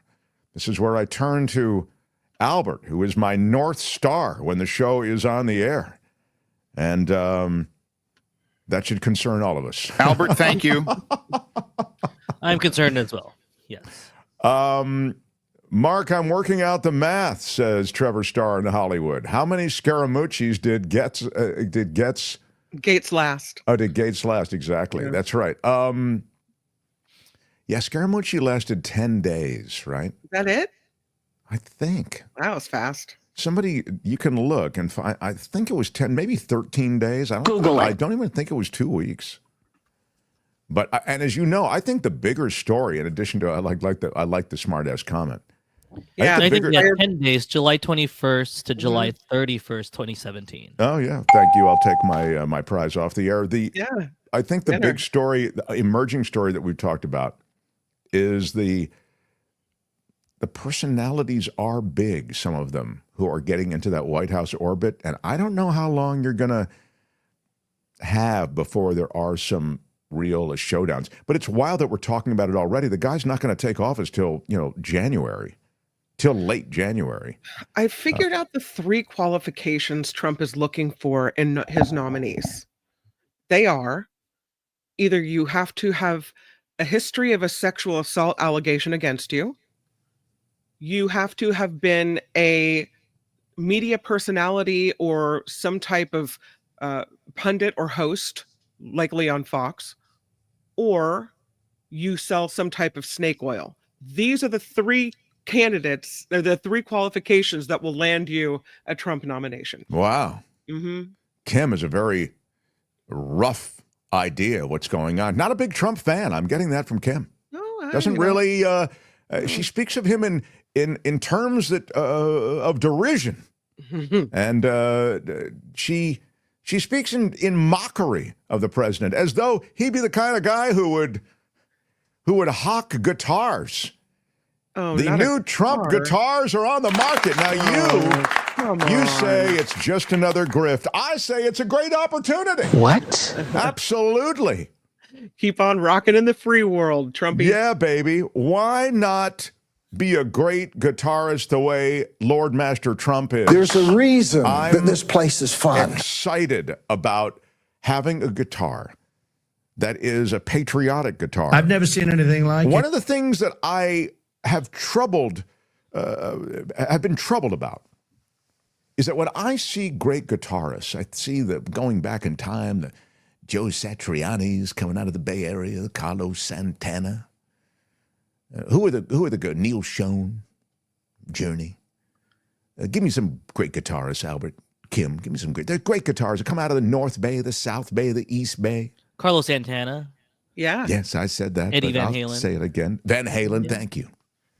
The one thing that's Jimi troubled me about all of these great virtuoso guitarists is I love their music, but is it patriotic? I mean, are they playing those riffs with the degree of patriotism that they'll be able to play with a Trump guitar? A MAGA guitar. I'm not going to cry. I'm not going to cry, but it's a level of... Selling guitars now, this is embarrassing, says Judy. Well, gosh, Freebird must sound awesome on that guitar. Who was that? Yeah, Freebird. If Freebird yeah, Freebird with a patriotic Trump guitar. Oh my God! Van Halen, of course, Eddie Van Halen, classic. Yeah, wouldn't all music sound better?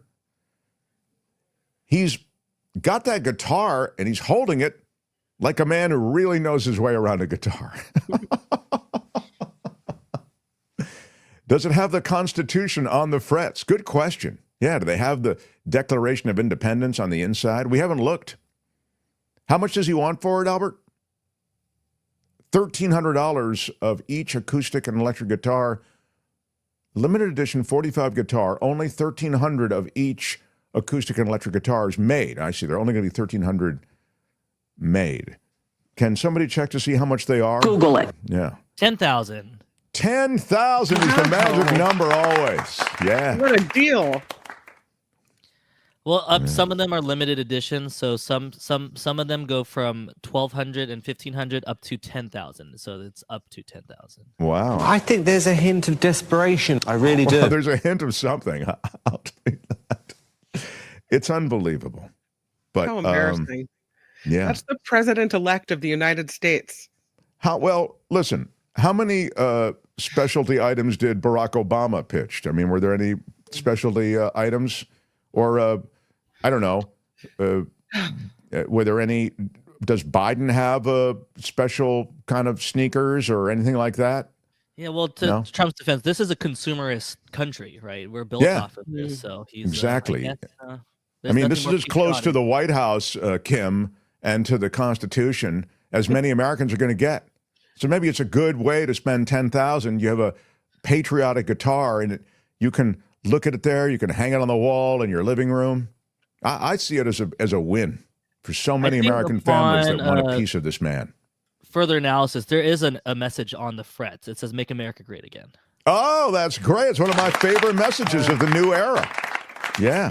Trevor says, you don't play a Trump guitar, it plays you. Yeah, there you go.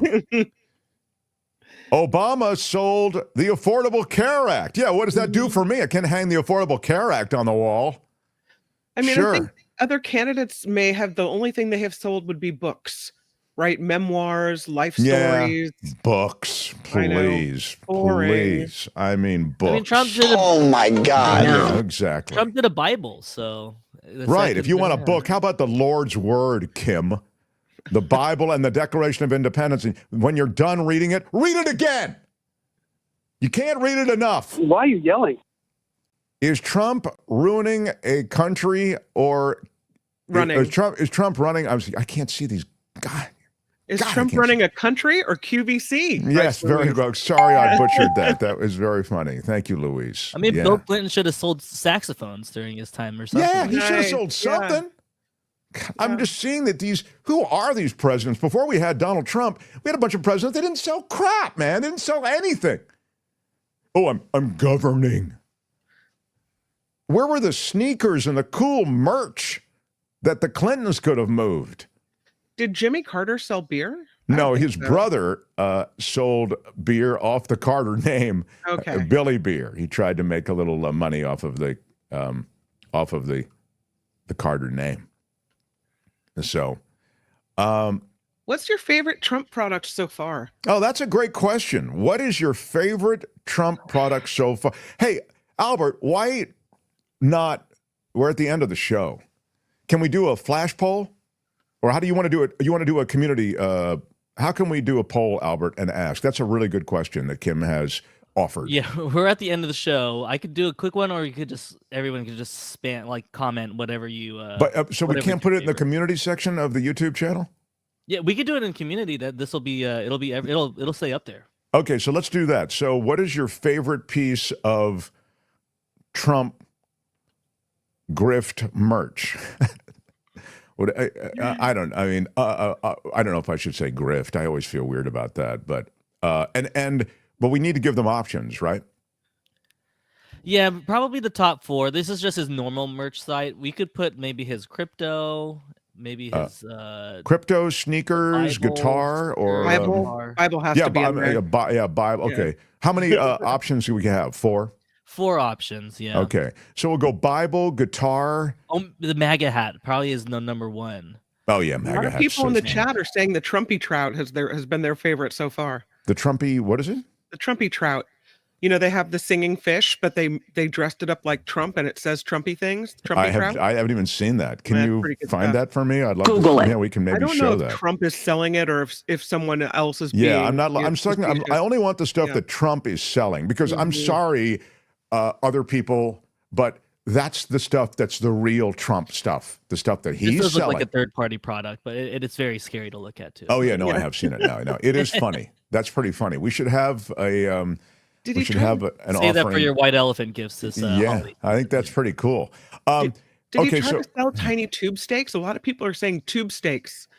yeah, I mean, if those are, I don't know. let's just try to 4 big mainstream things. I'm sure there's a lot of stuff. The men's face bronzer, JT's saying. I mean, I'm sure there's stuff. Oh. But all right, quickly, Albert. So we want the hat, the sneakers, probably the Bible. guitar, and the Bible. Probably those 4. Okay, those are the 4. So we'll Okay. get it up there.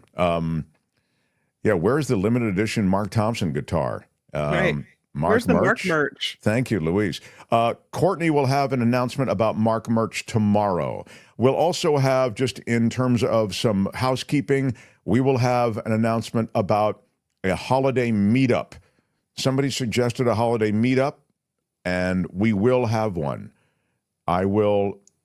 Right now, I'm just trying to clear dates with people, with people on the show and with people who can join us. But we'd love to have a big holiday meetup. In fact, I'm looking into Tony adding how many people can be added to the overall group, because I'd like to have a really big holiday celebration, So that is something that we're working on. So that will happen in the next couple of weeks, probably a few days before Christmas. Okay, even understanding that a lot of people don't celebrate Christmas, a lot of people don't celebrate any kind of holiday.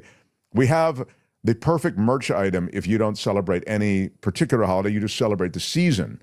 But you want a Mark Thompson Show merch item, we have the perfect item for you. that will be coming. So I wanted to also give a big shout out to Heidi.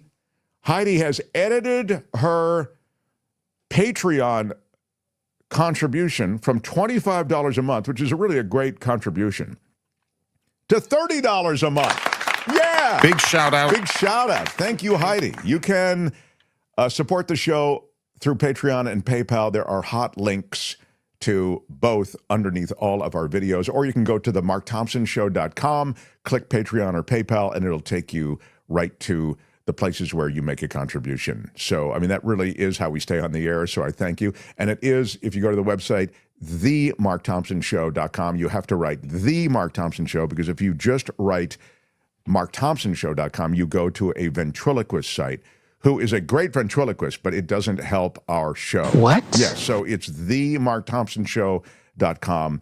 Patreon, PayPal, merch, everything, it all comes through that. But more than anything, I just want to thank Heidi and all of you who are already supportive. And if I've missed anybody so far, I will. I'll pick up the slack tomorrow, I promise, because you guys are really great to jump on board and to help us.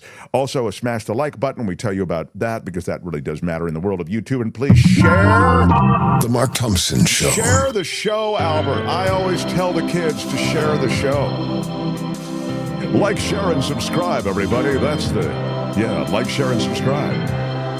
I am really grateful for the way we've grown this footprint, but we've done it with you. I mean, honestly, without the audience, we just wouldn't have been growing the show the way we do. Kim is doing a magnificent job with this show, and you're thinking, wow, I mean, Kim's taken on so many responsibilities on this show. How could she possibly have time to do anything else?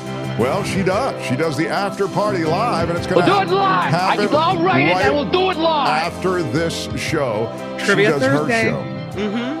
Yeah, it's what, Trivia Thursday? Yeah. I love it. Trivia Thursday to come. And then doesn't Nikki and you do a thing later tonight where you get 5 drunk p.m., and the take your Nikki clothes off? Maduro show we do. There's no, Okay. the clothes stay on, but the I'm politics and the Shadow drinking. Stevens for The Mark Thompson Show. All right. I love all of our listeners, viewers who support us in all the ways you do. I know we are out of time, everyone. All right, until tomorrow, Big Friday show. Bye-bye.